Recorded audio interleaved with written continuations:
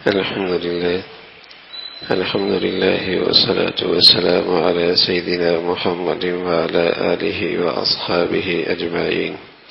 الحمد لله والصلاة والسلام على سيدنا محمد وعلى آله وأصحابه أجمعين. أما بعد فأعوذ بالله من الشيطان الرجيم. بسم الله الرحمن الرحيم. قل هل أنبئكم بالأخسرين أعمالا الذين ضل سعيهم في الحياة الدنيا وهم يحسبون أنهم يحسنون صنعا. قل هل أنبئكم بالأخسرين أعمالا الذين ضل سعيهم في الحياة الدنيا وهم يحسبون أنهم يحسنون صنعا. صدق الله العظيم. اللهم صل على سيدنا محمد النبي الأمي وعلى آله وأصحابه وسلم. اللهم صل على سيدنا محمد النبي الأمي وعلى آله وأصحابه وسلم. میرے معزز مسلمان بزرگوں، عزیز بھائیوں اور امت مسلمہ کے مقدس ماں اور بہنوں، ایک سر کی آنکھیں ہوتی ہیں، یہ اللہ رب العزت یہ نعمت اپنوں اور پرایوں سب کو دے دیا کرتا. فرما بردار کے پاس بھی ہوتی ہے، نافرمان کے پاس بھی ہوتی ہے. ظالم بھی اس نعمت سے فائدہ اٹھاتا ہے، مظلوم کے پاس بھی یہ نعمت ہوتی ہے. اللہ کا ولی بھی آنکھوں کی نعمت سے نفع اٹھاتا ہے اور اللہ کے دشمن کے پاس بھی یہ آنکھوں کی نعمت ہوتی ہے. لیکن ایک اور چیز ہے جسے دل کی آنکھیں کہتے ہیں، جسے بصیرت کہتے ہیں. دل کی آنکھیں، بصیرت جسے کہتے ہیں، یہ دولت اللہ صرف اپنے پیاروں کو عطا فرماتے ہیں. اتقوا فراست المؤمن فإنه ينظر بنور اللہ. مومن کی فراست سے بچ، یہ اللہ کے نور سے دیکھتا ہے.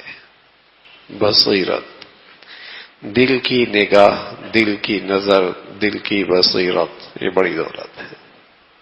یہ اللہ کے پیاروں کے پاس ہوتی ہے.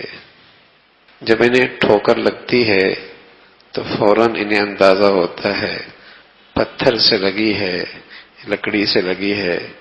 انہیں اندازہ ہوتا ہے غلطی کہاں ہوئی ہے، اس روشنی کے بدولت. اور جب آدمی دل کا اندھا ہوتا ہے تو کھرے کو کھوٹا سمجھتا ہے، کھوٹے کو کھرا سمجھتا ہے، صحیح کو غلط سمجھتا ہے، غلط کو صحیح سمجھتا ہے. تو اللہ کریم فرما رہے کہ ہم تمہیں بتائیں اعمال کے لحاظ سے سب سے زیادہ نقصان اٹھانے والے کون ہیں. انبئکم بالاخسرین اعمالا، ہم تمہیں بتائیں کہ اعمال کے لحاظ سے سب سے زیادہ نقصان اٹھانے والے کون ہیں. الذین ضل سعیہم فی الحیاۃ الدنیا، جن کی ساری کوششیں دنیا کی زندگی میں بھٹک گئی، جن کی ساری کوششیں، توانائیاں، صلاحیتیں، تعلیمی ڈگریاں، ساری کی ساری دنیا کی زندگی میں بھٹک گئی. وَيَحْسَبُونَ أَنَّهُمْ يُحْسِنُونَ صُنْعًا. مصیبت کیا ہوئی اس سے بڑھ کر مصیبت کیا ہوئی؟ وہ سمجھ رہے کہ ہم اچھا کر رہے ہیں، وہ سمجھ رہے کہ ہم اچھا کر رہے ہیں، غلط بھی کر رہے ہیں اور اسے اچھا بھی سمجھ رہے ہیں. ناکامی کے راستے پہ چل بھی نکلے، اسے کامیابی کا راستہ کہہ رہے ہیں. نقصان اٹھانے کی طرف نکل کے پڑے، اس میں بھی اپنا نفع سمجھ رہے ہیں.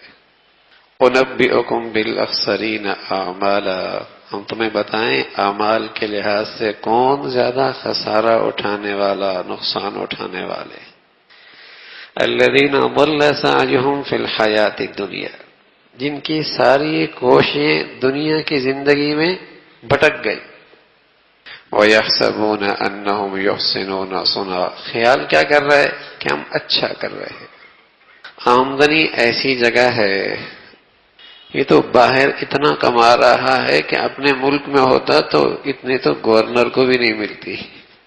اس پر فریب تہذیب کا ایک بڑا اثر یہ ہے کہ برائی کے راستے پہ بھی ڈالتی ہے اور برائی کا احساس بھی ختم کر دیتی ہے. غلط جگہ سے آمدنی آئی، سننے پہ یہ نہیں کہتا اللہ تجھے بچا لے، بولے کہتا ہے کیا بات ہے، ماشاءاللہ بڑی کمائی ہو رہی ہے. یحسبون انہم یحسنون صنعا بل سعیہم فی الحیات الدنیا. ساری کوششیں دنیا میں بھٹک گئی، اس کی ساری توانائیاں، ساری صلاحیتیں دنیا کے گرد لگ گئی، لیکن کبھی اپنی اس ناکامی اور اس نقصان کا اسے احساس بھی نہیں کہ پڑھ لے انا للہ و انا الیہ راجعون. کہاں زندگی لگا دی، کہاں صلاحیتیں لگا دی، کہاں عمر گزر گئی. لیکن چونکہ خوشحالی آ گئی، خوشحالی آ گئی، اسٹیٹس بڑھ گیا، خوشحالی آ گئی، اسٹیٹس بڑھ گیا، اگرچہ آخرت کو فراموش کر بیٹھا ہے، آخرت کو بھولے بیٹھا ہے، کوئی اس پہ انا للہ نہیں پڑھتا کہ نقصان ہوا ہے، بلکہ خوشی کا اظہار کرتا ہے. یحسبون انہم یحسنون صنعا. قرآن اللہ کا کتاب ہے، نفس پہ ہاتھ رکھتا ہے اور زندہ کتاب ہے، زندہ کتاب ہے. ہر دور کی بیماری کی تشخیص کرتا ہے، مرض کی نشاندہی کرتا ہے. کچھ بھی نہیں کر رہا بیٹا، دنیا اچھی کما رہا، باپ کو اس سے کوئی شکایت نہیں، باپ کو اس سے کوئی شکایت نہیں، اس لیے کہ پیسہ جو لا رہا، مال جو آ رہا ہے، اسے کوئی شکایت نہیں کہ بیٹے احکم الحاکمین، بادشاہوں کے بادشاہ جو خالق اور مالک اور محسن ہے، اس کا بھی کوئی تجھ پہ حق ہے. حرف غلط کی طرح بھی زبان پہ یہ شکایت نہیں آتی. مال جو لا رہا ہے، اسٹیٹس سے بڑھیا ہو گیا، پیسہ جو آ رہا ہے، آمدنی جو اچھی ہے، کاروبار جو بڑا ہے، کبھی حرف غلط کی طرح زبان پہ بھی شکایت نہیں آتی. بیٹے اس محسن کا بھی تو کوئی حق ہے. تمہاری صبح فجر ہوتی ہے، تم شام کو بسترے پہ اپنی زندگی کا جائزہ لے کر کچھ استغفار کرتے ہو. تمہاری صبح شام کیسے گزر رہی ہے، کبھی ماتھے پہ بل نہیں آتا، کبھی ماتھے پہ بل نہیں آتا، کبھی زبان پر نصیحت کے یہ بول نہیں آتے کہ بیٹے مسلمانوں کے بچے ایسے نہیں کیا کرتے. بل سعیہم فی الحیات الدنیا، کہ ساری صلاحیتیں دنیا کی زندگی میں پھٹک گئی. وَيَحْسَبُونَ أَنَّهُمْ يُحْسِنُونَ صُنْعًا. خیال کیا کر رہا ہے؟ بڑا اچھا کر رہا ہے، بڑا لائق بچہ ہے، بڑا ہونہار ہے، بڑا ہونہار ہے، بہت آگے نکل گیا ہے. اتنا آگے نکلا ہے ابا کے جانے پر باپ کے نماز جنازہ میں دعا پڑھنا بھی نہیں آتی، آخری طور پہ اچھے طور پہ الوداع کہنا بھی نہیں آتا. وَلَّسَعْيُهُمْ فِي الْحَيَاةِ الدُّنْيَا. تو اس پرفریب تہذیب کا صرف یہ فتنہ نہیں کہ برائی کے راستے پہ ڈال رہی ہے، اس سے بڑا فتنہ یہ ہے کہ اس برائی کے راستے کا احساس بھی نہیں کہ یہ برا ہے، بلکہ اسے اچھا سمجھ رہا. برائی اسٹیٹس بن گئی ہے، برائی اسٹیٹس بن گئی ہے، برائی میں عزت سمجھ رہا ہے، برائیوں کی بنیاد پر بیار زندگی بلند کرنا چاہتا ہے، برائی کے راستے پہ لوگوں کی تعریف اور مدح سننا چاہتا ہے، معاشرے میں برائی کی بنیاد پر مقام چاہتا ہے. وَيَحْسَبُونَ أَنَّهُمْ يُحْسِنُونَ صُنْعًا. یہ قرآن ہے نا، یہ ہماری زندگی کی تصویر دکھاتا ہے، گھر کی، معاشرے کی، گلی بازاروں کی، تعلیمی اداروں کی زندہ کتاب ہے یہ. ایک مرتبہ احنف بن قیس رحمۃ اللہ علیہ بیٹھے ہوئے تھے، قرآن پڑھ رہے تھے، بڑے آدمی تھے. قرآن کی ایک آیت نظروں سے گزری، لَقَدْ أَنزَلْنَا إِلَيْكُمْ كِتَابًا فِيهِ ذِكْرُكُمْ أَفَلَا تَعْقِلُونَ. ہم نے تم پہ کتاب اتاری ہے اور جس میں تمہارا بھی ذکر ہے، سمجھتے نہیں ہو. احنف بن قیس نے قرآن کے اس تنبیہ پر اپنا ذکر تلاش شروع کیا. قرآن کے اوراق بدلے، دیکھتا ہوں میں کہاں کھڑا ہوں، میری زندگی کا رخ اس میں کیسا ہے، تصویر کیا ہے اور کہاں ہے. کچھ لوگ نظر آئے، الذین ينفقون فی السراء والضراء والکاظمین الغیظ والعافین عن الناس واللہ یحب المحسنین. والذین اذا فعلوا فاحشة او ظلموا انفسهم ذکروا اللہ فاستغفروا لذنوبهم ومن يغفر الذنوب الا اللہ ولم يصروا على ما فعلوا وهم يعلمون۔ کچھ لوگ ہیں ہر حال میں خرچ کرتے ہیں، خوشحالی میں بھی، تنگ دستی کے اندر بھی، غصے کو پی لیتے ہیں، لوگوں کو معاف کر دیتے ہیں، احسان کر کے اللہ کے محبوب بن جاتے ہیں۔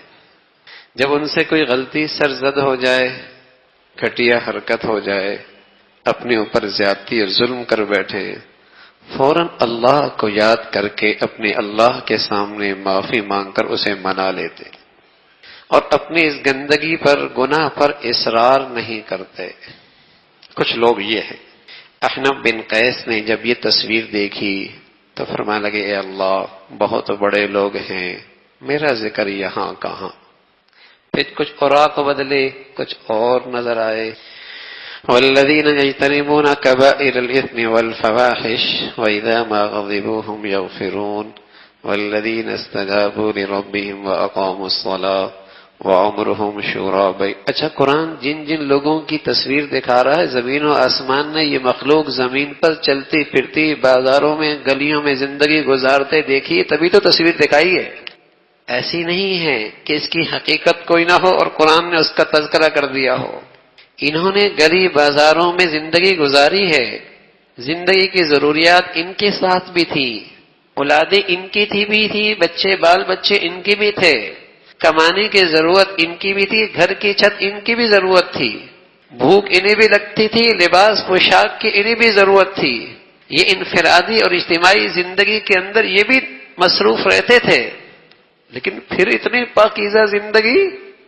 تو کچھ لوگ اور نظر آئے، والذین یجتنبون کبائر الاثم والفواحش، کچھ اور لوگ ہیں جو کبائر سے بچتے ہیں، گناہ سے بچتے ہیں، بے حیائی سے بچتے ہیں، غصہ ہے تو معاف کر دیتے ہیں، اللہ کے حکم کے سامنے سر خم تسلیم کر لیتے ہیں، وَأَقَامُوا الصَّلَاةَ، نماز کا اہتمام کرتے ہیں، اپنے معاملات مشورے سے طے کرتے ہیں، اللہ کا دیا ہوا اللہ کے راستے میں خرچ کرتے ہیں۔ احنف بن قیس نے جب یہ دیکھا، ندامت سے سر جھکایا، کہ مولا یہ بھی سچے لوگ ہیں، لیکن میرا تذکرہ، میری زندگی ان سے بھی میل نہیں کھاتی۔ کچھ لوگ اور نظر آئے، عباد الرحمن، رحمان کے بندے، الذین یمشون علی الارض ہونا، زمین پہ چلتے ہیں تو تکبر نہیں، اتراتے نہیں، غرور نہیں، بلکہ عاجزی ہے، عاجزی ہے۔ کوئی نادان الجھنے لگ جائے، کوئی نادان الجھنے لگ جائے، بحث مباحثہ کرنے لگے تو سلام کہہ کر اس سے الگ ہو جاتے ہیں۔ راتیں کیسی ہیں اللہ کے ان بندوں کی، یبیتون ربہم سجدا وقیاما، اللہ کے سامنے راتیں سجدے میں اور قیام میں گزرتی ہیں۔ سبحان اللہ، ایسے لوگ بھی مسلمان گزرے ہیں، یہ رحمان کے بندے ہیں۔ راتوں کو اللہ کی عبادت سجدے میں قیام میں نظر آتے ہیں، لیکن غرور پھر بھی کوئی نہیں، اپنی عبادت، اپنی بزرگی پہ ناز پھر بھی کوئی نہیں، اپنی اس اطاعت پہ اترانا پھر بھی کوئی نہیں۔ اب تو 2 رکعت نفل پڑھنے لگ جائیں تو لگتا ہے، امید رکھتے ہیں کہ کوئی اوپر سے وہی بھی آنا شروع ہو جائے، اور ذرا سی دینداری کی طرف چل پڑے اور کچھ آزمائش آ جائے تو فوراً شکوے شروع ہو جاتی ہیں، اللہ ہمارے گھر میں بھی ایسا ہے۔ پتہ نہیں اپنے بارے میں کیا خیال بنا لیتے ہیں۔ یہاں راتیں عبادت میں گزر رہی، عاجزی اور بڑھ گئی، خوف خدا اور بڑھ گیا، اللہ کی عظمت بڑائی اور بڑھ گئی۔ کہنے لگے ربنا اصرف عنا عذاب جہنم، اے اللہ جہنم کے عذاب سے بچانا، بڑا رسوا کن ہے یہ، اس سے بچانا۔ راتیں عبادت میں اور اللہ کے اس عذاب سے پناہ چاہتے، شرک نہیں کرتے، زنا نہیں کرتے، ناحق قتل نہیں کرتے، یہ اللہ کے بندوں کی خوبی ہے۔ شرک نہیں کرتے، ناحق قتل نہیں کرتے، زنا نہیں کرتے، گناہوں کی مجالس میں شریک نہیں ہوتے، جھوٹی گواہی نہیں دیتے، اور صرف اپنے ذات تک اللہ کو راضی کرنے کی فکر نہیں، اپنے بچوں کو، اپنی اہلیہ کو، اپنے گھر والوں کی بھی پوری فکر رکھتے ہیں. صرف اپنی ذات تک دینداری کی فکر نہیں، اپنے بچوں کو، اپنے اہل و عیال پر بھی پوری نظر، پوری فکر رکھتے ہیں. کہتے ہیں ربنا ہب لنا من ازواجنا وذریاتنا قرۃ اعین واجعلنا للمتقین اماما. اللہ میرے گھر والوں کو، میری اولادوں کو میری آنکھوں کی ٹھنڈک بناؤ. انہیں تقوی کا وہ بلند مقام عطا فرما کہ اہل تقوی کی بھی پیشوا اور مقتدا بن جائے. کیا خوبصورت دعا ہے. احنف بن قیس نے جب یہ دیکھا تو پھر ندامت سے سر جھکا کر کہنے لگے اللہ تیرا کلام سچا ہے، زمین پہ چلنے والے یہ بندے بھی یقیناً اس دنیا سے گزرے ہیں، لیکن میرا زندگی اور ان کی زندگی میں کہاں میل ہے. ندامت، شرمندگی.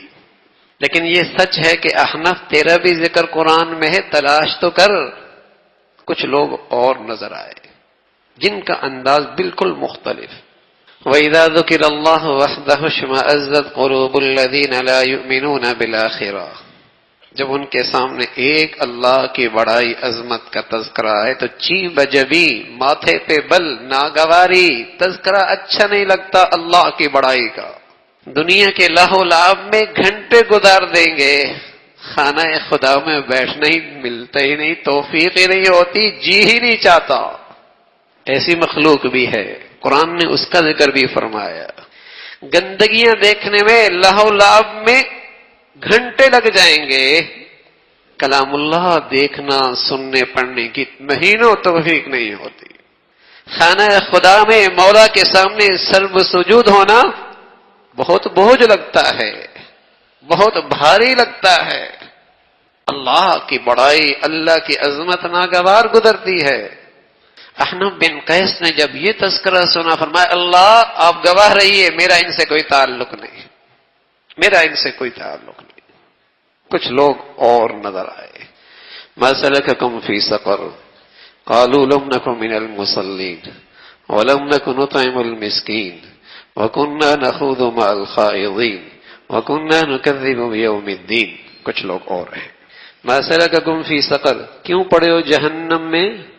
قالوا لم نک من المصلین، کہنے لگے ہم نماز نہیں پڑھتے تھے، ضرورت مندوں کو کھانا نہیں کھلایا کرتے تھے، بے دینوں کے ساتھ بیٹھ کر اہل دین کا مذاق ہم بھی اڑایا کرتے تھے، بے دینوں کے ساتھ بیٹھ کر دین کا مذاق ہم بھی اڑایا کرتے تھے، ہمیں تو مرنے کے بعد کی زندگی پر اعتماد اور یقین ہی کوئی نہیں تھا.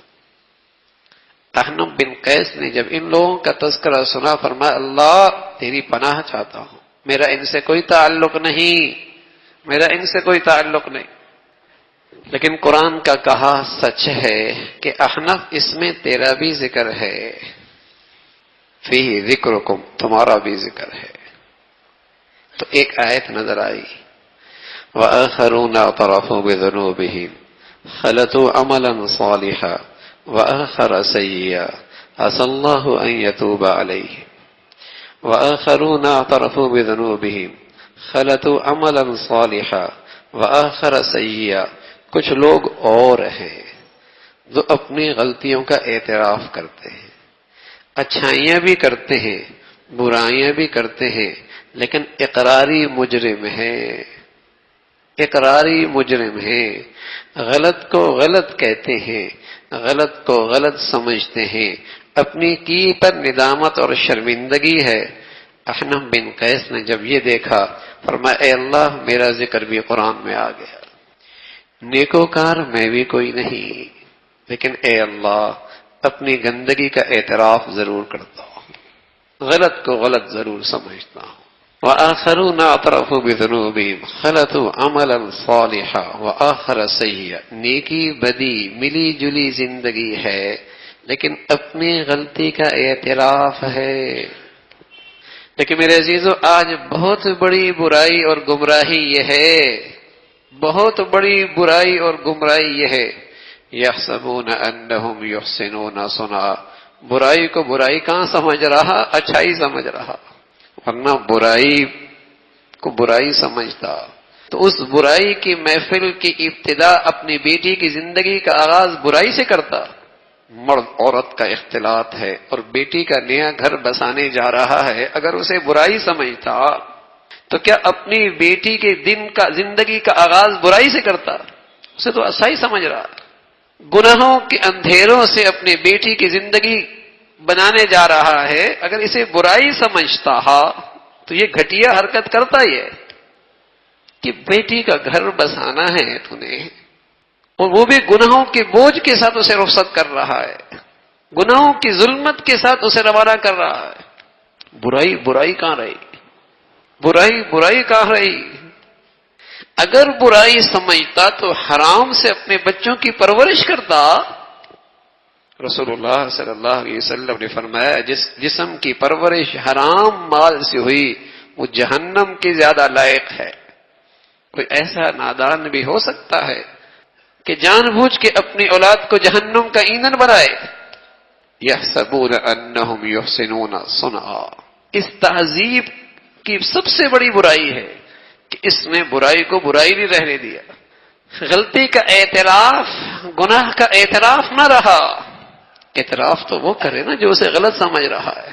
رسول اللہ صلی اللہ علیہ وسلم نے بتلایا ایک وقت ایسے آئے گا، رأیتم المنکر المعروف والمعروف المنکر، جب تمہاری نظروں میں برائی اچھائی بن جائے گی، برائی اچھائی بن جائے گی، جو نہ کرے وہ تاریک خیال، وہ تنگ نظر، زمانے کے تقاضوں سے بے خبر، جو نہ کرے نادان، جاہل، دنیا کے تقاضوں سے بے خبر۔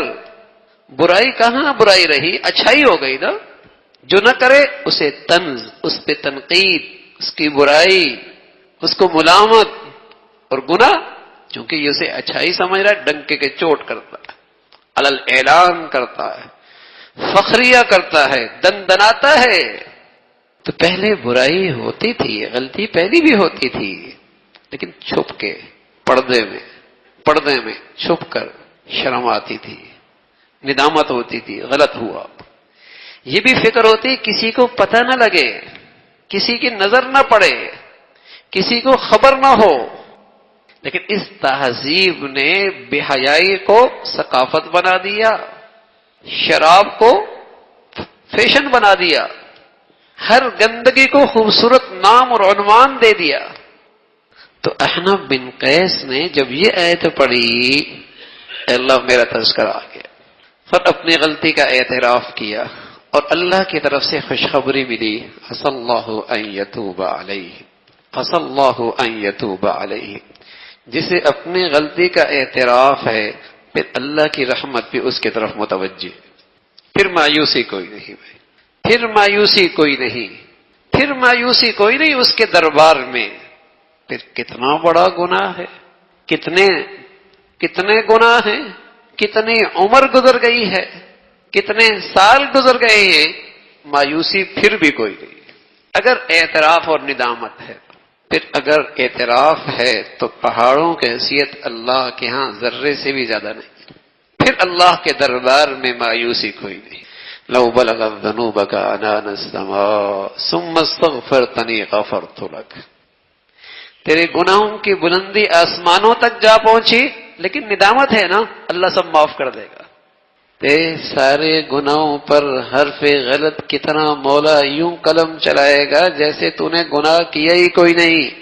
التائب من الذنب کمن لا ذنب له، یہ تو ایسا ہے جیسے اس نے گناہ کیا ہی کوئی نہیں، بلکہ اللہ نے تو اپنے بندوں پر اپنی رحمت اور شفقت کی حد فرما دی۔ فاولئک یبدل اللہ سیئاتہم حسنات، فرمایا بعض توبہ کرنے والے ایسے ہوتے ہیں کہ اللہ ان کی برائیوں کو نیکیوں سے بدل دیتا ہے۔ فاولئک یبدل اللہ سیئاتہم حسنات، نیکیوں سے بدل دیتا ہے۔ تو اس تہذیب کا سب سے بڑا فتنہ ہے کہ غلطی کا احساس، اعتراف نکال دیا، ندامت نہیں رہی، غلطی کو غلط نہیں سمجھ رہے۔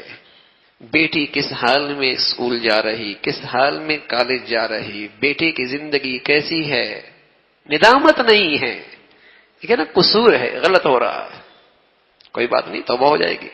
لیکن ایک کیا ہے، یہ سب گندگیاں چل رہی ہیں لیکن غلطی کا اعتراف نہیں ہے، میرے عزیزو، زہر کو میٹھا سمجھ کے کھائیں تو زہر تو اپنا اثر کرے گی نا.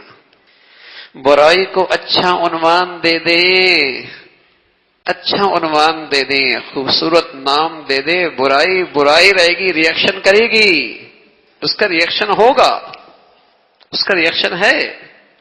تو غلطی ہونا اتنی بری بات نہیں میرے عزیزو، لیکن غلطی کو غلطی نہ سمجھنا یا گناہوں کو گناہ نہ سمجھنا، اس پہ اصرار کرتے رہنا، یہ اس سے توبہ کی توفیق سلب ہو جاتی ہے. صبح رسول اللہ صلی اللہ علیہ وسلم کی حدیث ہم پڑھ رہے تھے کہ ایک شخص شرابی ہے، شرابی ہے. اس شراب کے گناہ کی نحوست یہ ہے کہ 40 دن تک اس کی نماز قبول نہیں ہوتی.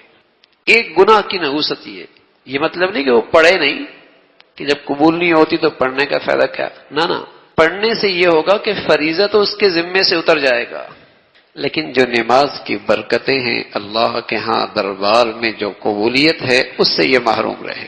40 دن تک اس کی نحوست ہے. اور پھر روایت میں فرمایا ایک مرتبہ توبہ کی، پھر شراب پی، پھر 40 دن قبول کوئی نہیں، پھر توبہ کی، پھر کی، لیکن بار بار گندگی سے باز نہ آیا. ایک وقت آتا ہے اس گناہ کی نحوست سے توبہ کی توفیق بھی سلب ہو جاتی، توبہ کی توفیق بھی سلب ہو جاتی.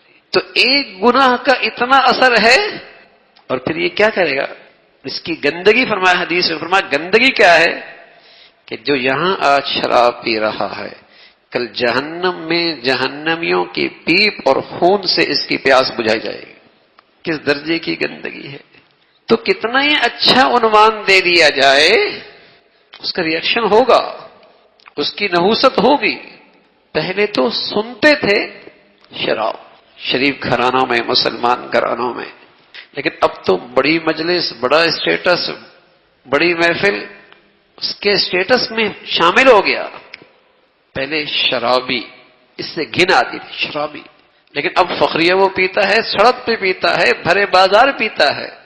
یحسبون انہم یحسنون صنعا، اس برائی کے اندر سے ایسی نکلی کہ وہ سمجھتا میں کوئی اچھا کام کر رہا ہوں، تبھی تو فخر کر رہا ہے. تو میرے عزیزو، برائی کا احساس باقی رہے اس کے لیے سب سے مؤثر ذریعہ، برائی کا احساس باقی رہے، اپنی غلطی اور کمزوری کا احساس باقی رہے، اس کا سب سے مؤثر ذریعہ دینی ماحول ہے. دینی ماحول ہے. یہ پاور ہاؤس کی طرح زندگی میں کام کرتا ہے. جب بیٹری استعمال ہوتی نا سڑکوں میں، گلیوں میں، بازاروں میں، اگر یہ پاور ہاؤس نہ آئے اور اس سے لین نہ ہو تو وہ خالی ہو جاتی ہے. یہ دینی ماحول کی حیثیت پاور ہاؤس کی سی ہے. جو لوگ دینی ماحول اپنے بچوں کو دیتے رہتے ہیں، اپنی بچیوں کو دیتے رہتے ہیں، اپنے گھر والوں کو دیتے رہتے ہیں، غلطیاں ان میں بھی ہوتی ہیں لیکن ایک احساس ندامت باقی رہتا ہے، ایک احساس شرمندگی باقی رہتی ہے. اور یہ بہت بڑی امید کی کرن ہے، کسی وقت یہ اللہ کی طرف لوٹ آئے گا اور کسی وقت اللہ کی رحمت اسے سنبھال لے گی. احساس ندامت، یہ دینی ماحول ایک ایسی چیز ہے کہ جس کے بدولت یہ چیز باقی رہتی ہے کہ برائی کم از کم برائی رہتی ہے. اور اگر میرے بیٹے، میری اولاد، میرے گھر والے اس ماحول سے کٹ گئے تو پھر تو اپنے باپ کو بھی کہیں گے ابا آپ کس راستے پہ چل پڑے. ان سے پھر اپنی ماں کا پردہ بھی برداشت نہیں ہوگا اور اپنے باپ کی نبی کی سنت بھی برداشت نہیں ہوگی. خود تو وہ کیا بدلیں گے، اپنے بڑوں کی زندگیاں ان سے ناقابل برداشت ہوں گی. وہ کسی کو اپنے ماں باپ کا تعارف کراتے بھی شرمائیں گے کہ لوگ کیا بولیں گے کہ اس کا باپ ایسا ہے، اس کی ماں پردہ کر دی ہے. اگر وہ دینی ماحول میں نہ رہے تو ان کے ساتھ اٹھنا بیٹھنا بھی ان کے لیے شرمندگی کا باعث بن جائے گا، اس لیے کہ ان کے نظر میں یہ سب چیز عیب بن جائے گا. تو میرے عزیزو، غلطیاں ہو جاتی ہیں، کوتاہیاں ہو جاتی ہیں، لیکن اللہ یہ احساس نصیب فرما دے بس کہ غلط ہو گیا. اس کے لیے ضروری ہے کہ اپنے گھروں کا ماحول کم از کم، اپنی اولادوں کو کم از کم اس دینی ماحول میں لاؤ. یہ جو بے فکری ہے نا کہ بچی، بیٹا، یہ جو بے فکری ہے کہ کوئی پتہ نہیں کہ کہاں اور کہاں اٹھ بیٹھ رہے. حضرت لقمان حکیم کے بارے میں اللہ کے نبی صلی اللہ علیہ وسلم نے ایک ارشاد نقل کیا حضرت لقمان حکیم کا. فرمایا انہوں نے اپنے بیٹے سے کہا علیک بمجالسۃ العلماء واسمع کلام الحکماء، بیٹے اہل علم کی مجالس اختیار کر. باپ اپنے بیٹے سے کہہ رہے اور اللہ کا نبی اس ارشاد کو نقل کر رہے. حکماء کی بات سنا کر، اس سے دلوں میں ایسی روشنی اور تازگی پیدا ہوتی ہے جیسے بنجر زمین پر بارش کے قطروں سے تازگی اور ہرا بھرا ہو جاتا ہے. یا بنی، اے بیٹے، علیک بمجالسۃ العلماء، اس دینی ماحول کو اختیار کر، اہل علم کے ساتھ، اہل حکمت کے ساتھ تیرا اٹھنا بیٹھنا ہو. اس سے تیرے کو دل کی زندگی کو تازگی ملے گی، بہار ملے گی، تر و تازہ رہے گا. تو اپنے گھروں میں اس چیز کو فروغ دیں. لیکن میرے عزیز دوسری طرف ایک بہت بڑا فتنہ ہے اس وقت، بہت بڑا فتنہ ہماری نئی نسل کو دین کے ماحول سے دور کرنے کے لیے بہت بڑا فتنہ ہے کہ جو ہمارے اوپر قتل و غارت کا عذاب مسلط ہے، جو ہمارے اوپر یہ قتل و غارت کا ہمارے ملک میں یہ عذاب مسلط ہے. بدقسمتی کیا ہے کہ ایک بہت بڑا طبقہ سوشل میڈیا پر، ذرائع ابلاغ پر بے دینوں کا ایسا ہے جو اسے مذہب کا رنگ دیتا ہے، جو اسے اسلام کا رنگ دیتا ہے. اس سے دشمن ایک تیر سے دو شکار کر رہا ہے. ایک تو یہ قتل و غارت کے عذاب کا مسلمان شکار ہے، اور دوسرا جب اسلام اور مذہب کا نام آتا ہے تو نئی نسل کو اس طبقے سے وحشت سی ہونے لگتی ہے. حالانکہ ایک تھانوی رحمۃ اللہ علیہ تھے، ان کے پاس کوئی شخص آیا کہ حضرت میں مسجد میں گیا اور مسجد میں جانے کے بعد میری چپلیں کسی نمازی نے چوری کر لی. حضرت نے فرمایا بیٹے ایسا نہیں کہتے، ایسا نہیں کہتے. کبھی نمازی بھی چور ہو سکتا ہے، نمازی بھی کبھی چور ہو سکتا ہے. ہاں یہ بول کہ چور بہروپیہ تھا، نمازی کے روپ میں آیا تھا چور، اس نے چوری کی ہے، نمازی نے چوری نہیں کی، چور نے چوری کی ہے. تو میرے عزیزو، کوئی بھی اگر بہروپیہ مذہب کا اوڑھنا بچھونا مذہب کا رنگ اوڑھتا ہے تو عقل مندی کا تقاضا یہ کہ مذہب کو بدنام نہ کرو، اسلام کو بدنام نہ کرو، مسجد مدرسے مکتب کو بدنام نہ کرو. عقل و دانش کا تقاضا یہ ہے کہ بہروپیہ ہے، بہروپیہ ہے، ایک تیر سے دو شکار کرنا چاہتا ہے کہ تباہی بھی مسلمان معاشرے میں آئے اور نئی نسل دین والوں سے دور بھی ہوتی چلی جائے. بہروپیہ ہے. لیکن بیٹھنے والے، فیصلے کرنے والے بس اوقات ایسی حماقت کرتے ہیں کہ ان گندگیوں کو کسی خاص قوم کے ساتھ، کسی خاص نسل کے ساتھ، کسی خاص زبان کے ساتھ، کسی خاص مذہب کے ساتھ منسلک کر دینا، جس سے مسلمان اور تقسیم در تقسیم ان کے اندر نفرتوں کی خلیج اور بڑھتی چلی جا رہی ہے. ایک نیا عذاب. تو اس سے نئی نسل کے دل و دماغ بہت متاثر ہوتے ہیں. ورنہ مذہب آپ خود دیکھیے، جن گھروں کے چھت تلے رہنے والے واقعی مذہبی ہیں، بتاؤ وہاں زیادہ اتفاق ہے یا جن کے ہاں غیر مذہبی وہاں زیادہ اتفاق ہے؟ جس گھر کی زندگی مذہبی ہے، صحیح مذہبی، وہاں محبتیں بھی ہوں گی، سکون بھی ہوگا، برکتیں بھی ہوں گی.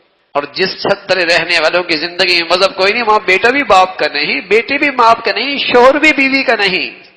مذہب تو محبت کی بات کرتا ہے، امن اور سلامتی کا پیغام دیتا ہے، وحدت کا پیغام دیتا ہے. اس مذہب کی تعلیم تو سلامتی ہے، لیکن دشمن سازشیں جال پھینکتا ہے کہ اس نئی نسل کو مسجد سے، مکتب سے، اہل دین سے دور کیا جائے. اور وہی اقبال جو سالہ سال پہلے جب برطانیہ کا سامراج شکست کھا کے افغانستان سے جا رہا تھا تو اقبال نے ان سے کہا تھا افغانیوں کی غیرت دین کا ہے یہ علاج، افغانیوں کی غیرت دین کا ہے یہ علاج، ملا کو اس کے کوہ دامن سے دور کر دو. یعنی اگر ان کے اندر سے غیرت نکالنی ہے، دین نکالنا ہے، ایمان نکالنا ہے، شرم و حیا نکالنا ہے، علاج ایک ہے، اس کو دین والوں سے، علماء صلحاء سے دور کر دو. جب تک یہ ان کے پاس اٹھتے بیٹھتے رہیں گے، ان کے اندر ایمان کا چراغ جلتا رہے گا، ان کے اندر غیرت حیا کا جوہر زندہ رہے گا، محفوظ رہے گا. اگر ان کو بے دین بنانا ہے تو اہل دین سے کاٹ دو، انہیں اہل دین سے کاٹ دو. تو یہ وہ عالمی سازش ہے کہ قتل و غارت بھی اسلامی دنیا میں قتل و غارت بھی اسلامی دنیا میں، اور بدنام بھی مسلمان اور اسلام ہے۔ میرے عزیزو، اپنی اولادوں کو صحیح ماحول میں لائیے، ورنہ ذرائع ابلاغ اور سوشل میڈیا سے اگر ان کی سوچ اور فکر بنتی چلی گئی تو پھر وہ کہیں اسلام کے بھی نہیں رہیں گے، اسلام کے بھی نہیں رہیں گے۔ تو برائی کا احساس باقی رہے، گناہ کا احساس باقی رہے، اس کے لیے سب سے بڑا ذریعہ دینی ماحول ہے، دین والوں کی صحبت ہے، جو مخلص لوگ ہوں، جو بے غرض ہوں، جو مخلص ہوں، بے غرض ہوں، ان کی صحبت اور ماحول مل جائے تو میرے عزیزو وہ میری دینی زندگی کے ابجاری کے لیے سرمایہ ہے، بہت بڑی دولت ہے۔ اللہ مجھے بھی اور آپ کو بھی اس کی توفیق نصیب فرما دے۔ وآخر دعوانا الحمدللہ رب العالمین۔ اللهم لك الحمد كله ولك الشكر كله، اللهم لك الحمد كله ولك الشكر كله، اللهم إنا على ذكرك وشكرك وحسن عبادتك، اللهم إنا على ذكرك وشكرك وحسن عبادتك۔ اے اللہ، جو کچھ کہا سنا عمل کی توفیق نصیب فرما، ایمان والی، سکون والی، چین والی، راحت بھری زندگی نصیب فرما۔ اے اللہ، اپنا تعلق نصیب فرما، اپنی سچی محبت نصیب فرما، گناہوں کی گندگی سے، بے حیائی کی فتنوں سے محفوظ فرما۔ اے اللہ، پورے دین پہ چلنا آسان فرما، تمام حاضرین حاضرات کی جائز حاجات کو پورا فرما، مشکلات کو آسان فرما، پریشانیوں کو ختم فرما، ہر ماں باپ کو اپنی اولاد میں خوشیاں نصیب فرما، اولادوں کو ماں باپ کی آنکھوں کی ٹھنڈک بنا، صدقہ جاریہ بنا۔ اے اللہ، اپنے بچے بچیوں کی صحیح نہج پہ تعلیم و تربیت کی توفیق نصیب فرما۔ اے اللہ، ہر قسم کے ظاہری باطنی فتنوں سے محفوظ فرما، اپنے پیاروں کی محبت صحبت نصیب فرما، برے ماحول سے، بری صحبت سے ہمارے بچوں کی حفاظت فرما۔ اے اللہ، ساری امت مسلمہ کے حال پہ رحم فرما، دنیا بھر کے مظلوم مسلمانوں کی مدد اور نصرت فرما۔ اے اللہ، اہل اسلام کو نیک صالح قیادت نصیب فرما، مساجد کی، مدارس کی، مکاتب کے علماء کی حفاظت فرما۔ اے اللہ، ہمارے وطن عزیز کو امن اور سلامتی کا گہوارہ بنا، اس سے استحکام نصیب فرما، اندرونی بیرونی خطرات سے محفوظ فرما، جو یہاں دین دشمن ملک دشمن ہیں ان کے شر سے محفوظ فرما۔ اے اللہ، جو مسلمانوں میں نفرتوں کا بیج بو رہے، اے اللہ خلیج میں، اے اللہ اس کی تقسیم اور خلیج کی سازشیں کر رہے، ان کے شر سے مسلمانوں کو محفوظ فرما۔ اے اللہ، مسلمانوں میں ایمانی اسلامی بھائی چارہ قائم فرما، حمیت اسلامی کو زندہ فرما، رنگ نسل صبائیت لسانیت کے بتوں سے اور ان عصبیت کے گندگیوں سے محفوظ فرما۔ ربنا تقبل منا انك انت السميع العليم وتب علينا انك انت التواب الرحيم، وصلى الله على سيدنا محمد وعلى آله واصحابه اجمعين۔